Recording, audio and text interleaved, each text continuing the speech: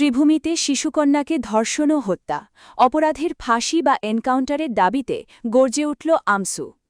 শ্রীভূমি জেলার মদনমোহন এলাকায় ৮ বছরের এক শিশুকে ধর্ষণ ও নৃশংসভাবে হত্যার ঘটনায় এলাকা জুড়ে তীব্র ক্ষোভের আগুন জ্বলছে। এই জঘন্য ঘটনার খবর পেয়ে নিহতের বাড়িতে ছুটে যান আমসু কর্মকর্তা কাজী ছাদিক আক্তার। তার সঙ্গে ছিলেন আমসু কর্মকর্তা শাহিদ আহমেদ পাটিকর, সালমান আহমেদ সহ সংগঠনের অন্যান্য নেতৃবৃন্দ। শোকাতুর বোদারি পাশে দাঁড়িয়ে কাজী ছাদিক আক্তার ক্ষোভ প্রকাশ করে বলেন, নিষ্পাপ এই শিশুকে হারানোর যন্ত্রণার কোনো তুলনা হয় না।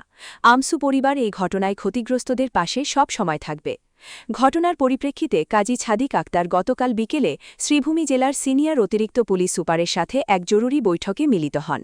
প্রশাসনের কাছে তিনি দাবি জানান যে এই পৈশাচিক ঘটনার মূল পাণ্ডার বিরুদ্ধে এমনভাবে চার্জশিট দাখিল করতে হবে যাতে সে এনকাউন্টার অথবা যাবজ্জীবন কারাদণ্ড পায়। ছাদিক আক্তারের সাফ কথা, এই ধরনের জঘন্য ঘটনার পুনরাবৃত্তি ঠেকাতে এবং এলাকায় ন্যায় বিচারের নজির গড়তে অপরাধীর চরম শাস্তি নিশ্চিত করাই হবে প্রশাসনের একমাত্র লক্ষ্য। এলাকাবাসীর দাবি, অবিলম্বে এই ঘটনার দৃষ্টান্তমূলক বিচার প্রক্রিয়া শুরু হোক, যাতে ভবিষ্যতে এমন ঘটনার কথা কেউ কল্পনাও করতে না পারে। আজকে আমরা উপস্থিত হয়েছি মদনমোহন এলাকায়। নিশ্চয় আপনারা সামাজিক গণমাধ্যমে নিশ্চয় আপনারা দেখেছেন যে গতকালকে একটা অমানবিক একটা ঘটনা ঘটেছে করিমগঞ্জ জেলায়। সেই ঘটনা নিয়ে করিমগঞ্জ জেলাবাসী বর্তমানে অত্যন্ত মর্মাহত, অত্যন্ত আবেগিক, অত্যন্ত প্যাথেটিক একটা ঘটনা। এমন একটা ঘটনা হয়েছে যে ঘটনা মনে হয় ভারত স্বাধীন হওয়ার পর থেকে আমরা খুব কম শুনেছি বা হয়নি, রেয়ার।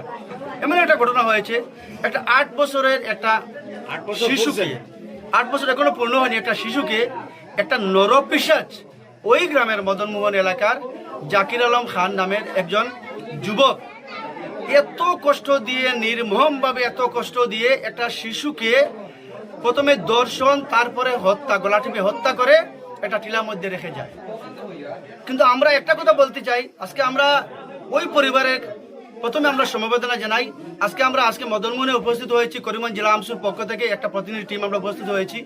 আমরা একটাই দাবি, আজকে আপনাদের প্রেসের মাধ্যমে, আমরা প্রেসের জরিয়তে আমরা একটা দাবি জানাতে চাই।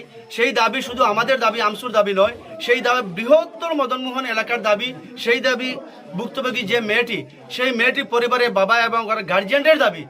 একটাই দাবি হলো যে নরপিশাচে যে ঘটনাটা ঘটেছে ওর উপযুক্ত বিচার করতে হবে এবং উপযুক্তভাবে, যদি আমার একটা ধারণা রয়েছে, যদি এরকম এই ছেলেটিকে যদি কেউ প্রলোভন দিয়ে থাকে বা কেউ প্ল্যান করার যদি কোনো পরামর্শ দিয়ে থাকে, তাদেরকেও আইনের আওতায় আনার জন্য আমি আমসুর পক্ষ থেকে দাবি জানাচ্ছি।